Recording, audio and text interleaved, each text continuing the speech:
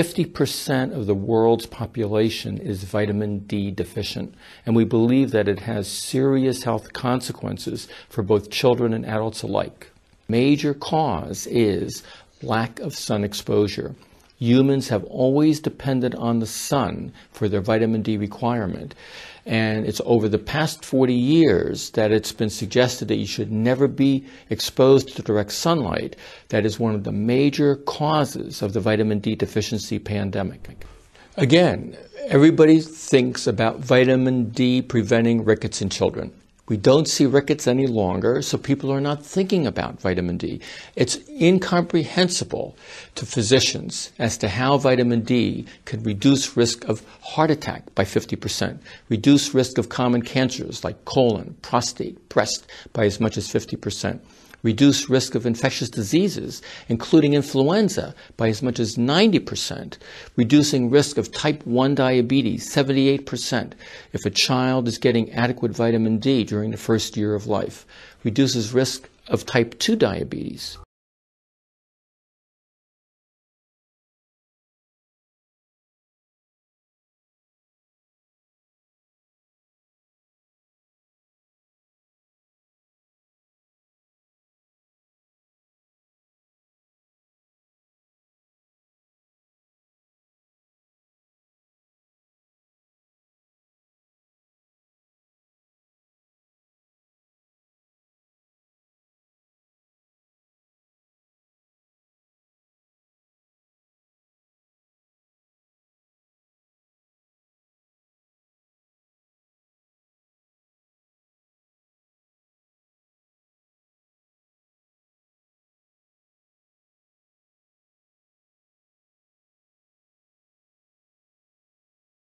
So it turns out that frogs, like I mentioned before, are incredibly diverse. So over 7,000 species.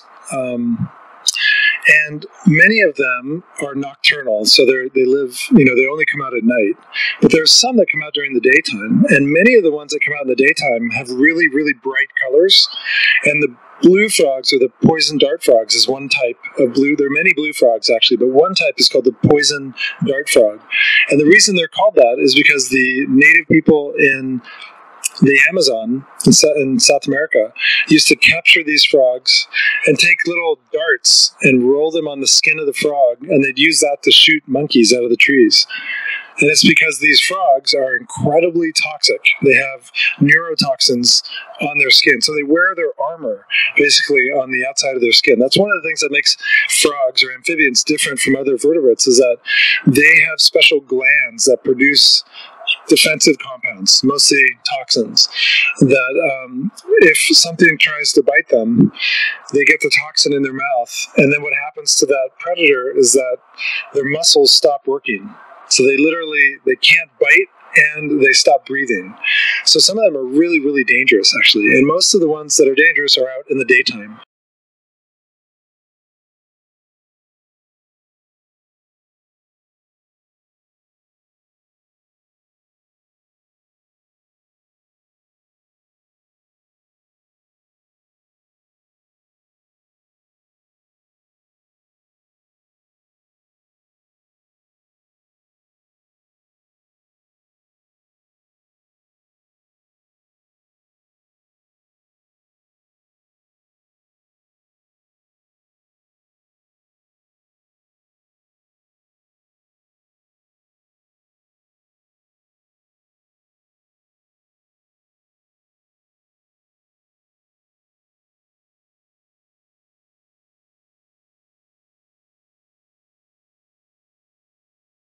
Obviously, you want your site to stand out and not look like every other site on the web. However, embracing a traditional design will make it easier for users to navigate your site. Your logo should be at the top of the page so guests know they've come to the right place. And make it clickable so it doubles as an easy way to get to the homepage. Include a contact button so potential clients know how to reach you. If they have to go searching for a phone number or email address, they might just move on to the next option. Keep your site's navigation at the top of the page. Another key function to include is a search feature. Lastly, create a customer mailing list by adding a sign-up box in the footer so people can subscribe for email updates. You only have a few seconds to grab people's attention, so make sure your homepage is on point. You'll need a visually appealing design with strong images, well-written and captivating text to get your mission across, and a clean, obvious path for navigation. Additionally, have a clear call to action button, like buy now or learn more, to encourage engagement. Social media allows you to show customers another side of your business and engage with your base in an entirely different way. It's also important to remember that not everyone will be visiting your site on a computer, so be sure that it works equally well on phones, tablets, and other devices. That means getting a responsive site or a site that can easily shrink down to fit on those smaller screens.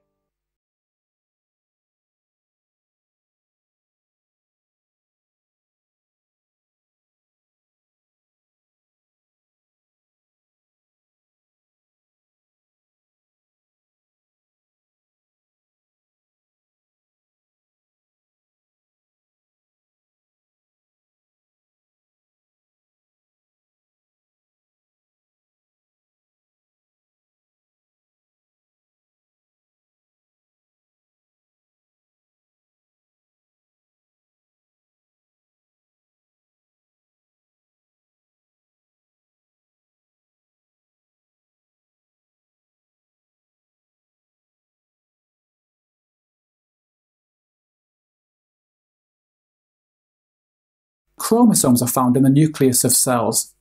Now, a key fact is that chromosomes contain the molecule DNA. Scientists say that DNA is a genetic material, and that's because our DNA determines our inherited features. I'm showing you the structure of DNA here. I should point out that this is a simplified structure, but it covers all the points that you need for combined science. DNA consists of 2 strands, and each strand is a polymer. In other words, each strand is made by joining together lots of smaller molecules. Now, in DNA, the 2 strands wrap around each other to form a double helix, and it's really important that you learn the term double helix, as that's a very common exam question.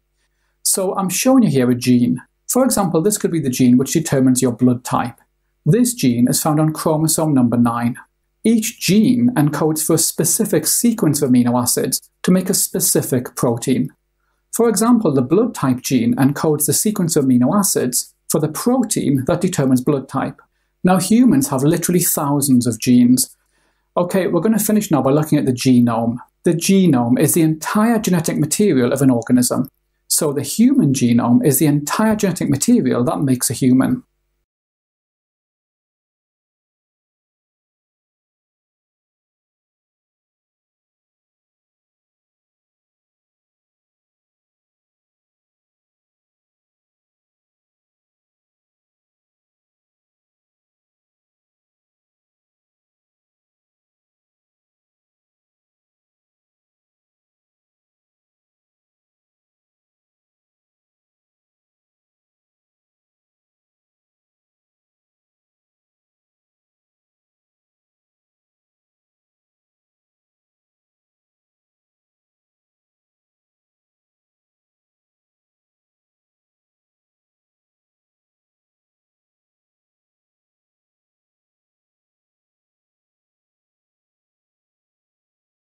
It is very important to make statistics, or to take statistics seriously, in order to be able to come to meaningful conclusions. For me, it is even more important to take statistics seriously, because I am interested in understanding the effects of globalization and understanding the effects of international trade. So I, as a researcher and economist, am especially interested in the question, what does international trade bring to people around the world? And does international trade benefit people around the world? Especially, does international trade benefit poor people in developing countries? If you ask an economist this question, he would most likely tell you there must be some benefits to international trade, to a country as a whole. But he would also tell you that some people are going to gain more, others gain less, and others even lose from it. Basic economic theories predict that especially those people are going to gain from globalization who own something which is more precious globally than it is locally. So in a high-income country, these are going to be capitalists, high-skilled workers, who are going to be the main beneficiaries from trade. In a low-income country, these are going to be low-skilled workers, who are locally plenty.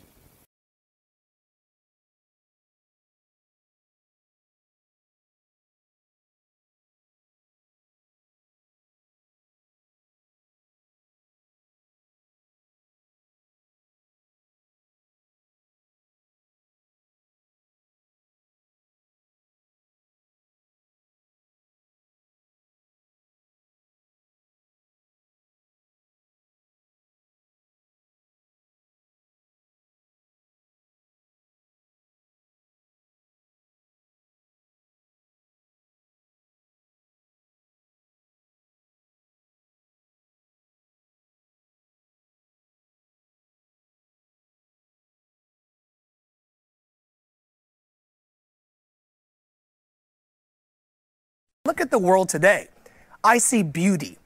I actually see a world that is made up of so many colors, so many dreams, so many inspirations, and I feel like my job is to evangelize my experience so that we can have a better world of diversity and globalization. Globalization makes things more complex, but we have to embrace it because it's real.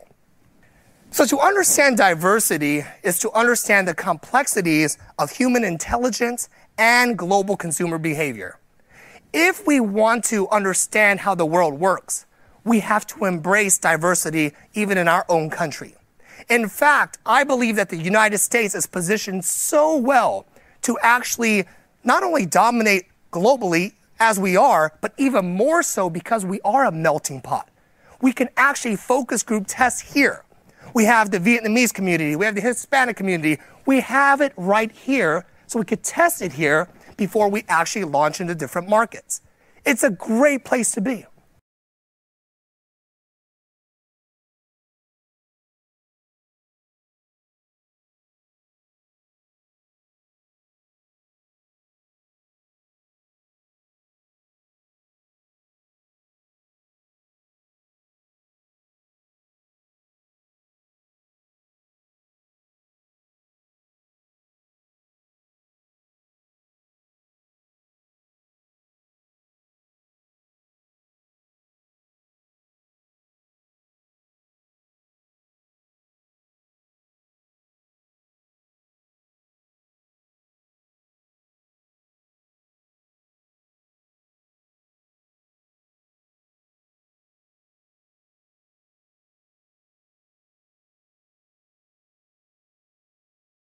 Quantum foam is an idea that emerges from the application of quantum physics to the fabric of space and time itself. You see, Einstein taught us in general relativity that space and time are not an inert backdrop. They participate in the unfolding of the cosmos. Space and time can warp and curve, and that creates the force of gravity.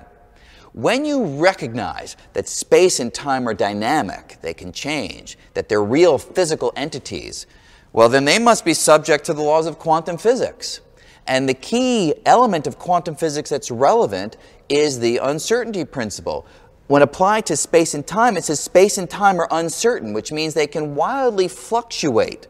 They can, in a sense, look like the violently boiling surface of a pot of water when you examine space and time on fantastically small scales.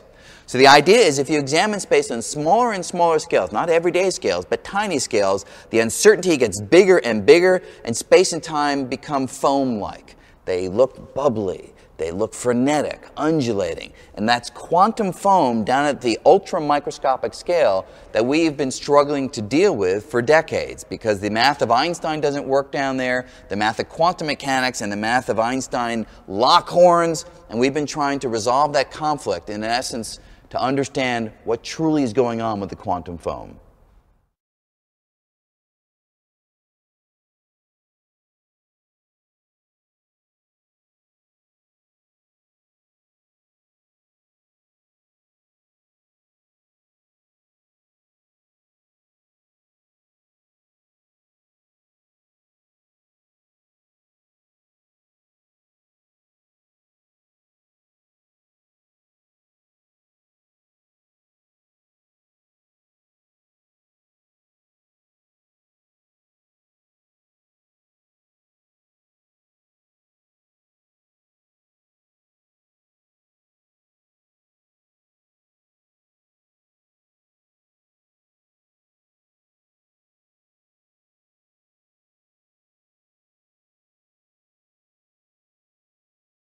I suppose that it has always been the case for the majority of us that the first test of a work of art, or literature, or music is how much pleasure it gives us, and we don't want to bother with analysing why or how it has had such an emotional impact on us.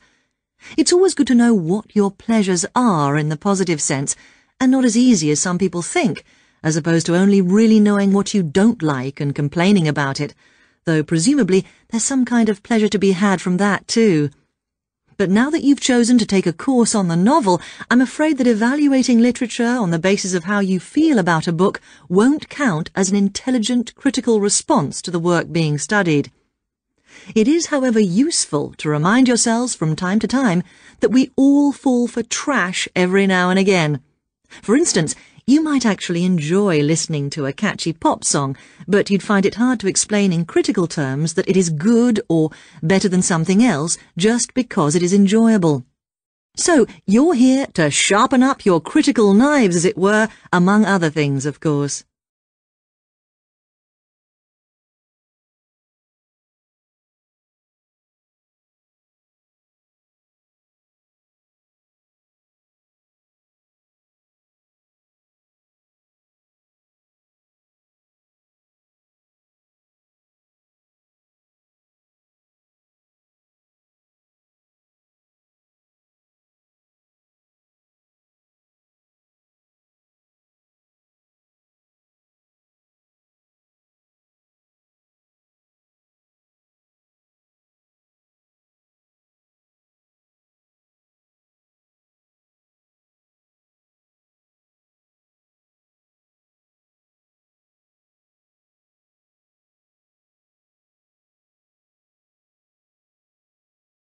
In the USA, the main news sources without doubt are TV, the internet, and the press. That is, traditional newspapers. And although they are each surviving and growing, they are also changing. Obviously, TV news has been around for a while, and the early evening bulletins when people get in from work are very popular. I suppose we traditionally think of the morning newspaper arriving on our doorstep with the daily news. Interestingly, this is not borne out by the statistics, which show that readership in the U.S. is much higher when people have time to relax, when they're not working, especially on Sundays. The internet is also a popular weekend activity, but shows no variation with weekday access. So people are using the different sources in different ways. Interestingly, local radio has been hit less by the grip of quite strong local newspapers than by the internet, which is seen to offer a better regional service. But just because the internet is seen as the new force in news media does not mean it is dominant. Television has, of course, been global for a while.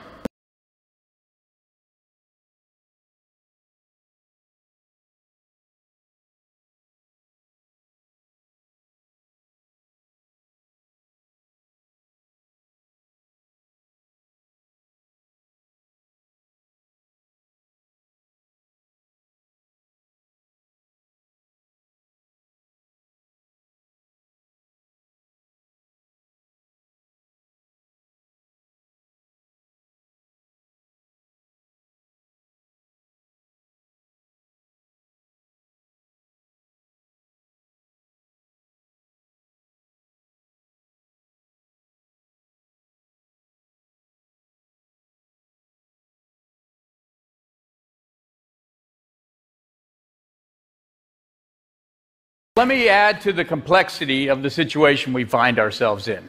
At the same time that we're solving for climate change, we're going to be building cities for 3 billion people. That's a doubling of the urban environment. If we don't get that right, I'm not sure all the climate solutions in the world will save mankind. Because so much depends on how we shape our cities, not just environmental impacts, but our social well-being, our economic vitality, our sense of community and connectedness. Fundamentally, the way we shape cities is a manifestation of the kind of humanity we bring to bear. And so getting it right is, I think, the order of the day. And to a certain degree, getting it right can help us solve climate change, because in the end, it's our behavior that seems to be driving the problem. The problem isn't free-floating, and it isn't just ExxonMobil and oil companies. It's us, how we live.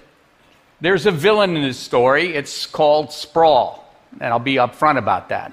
But it's not just the kind of sprawl you think of, or many people think of, as low-density development out at the periphery of the metropolitan area.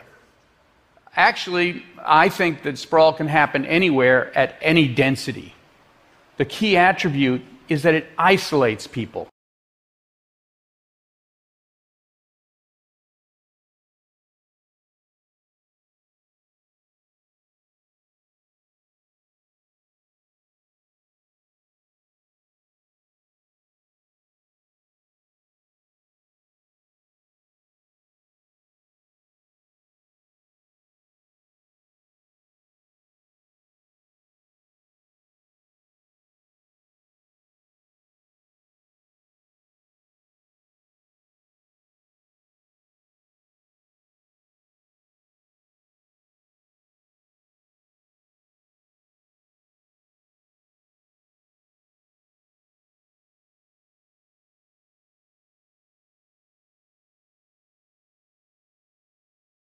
You can see that the two charts each give quite a different picture of the performance of boys and girls in the two key subjects of maths and English. It shows that in English, girls consistently outperform boys over a period of 6 years, achieving scores about 10% above their male peers. There is quite a different picture when we look at the maths results, with no real difference between genders in the results. What is the explanation for these key differences? To answer this question, researchers look at biological and cognitive factors and a range of social factors. The interaction between these different components in early childhood development are seen as maintained and reinforced in the school context, and this leads to distinct gender patterns of behavior in skills with direct consequences for school performance and achievement. The argument uses this evidence to show that biological factors, such as patterns of cognitive development, are closely linked to social factors, such as learned gender categories.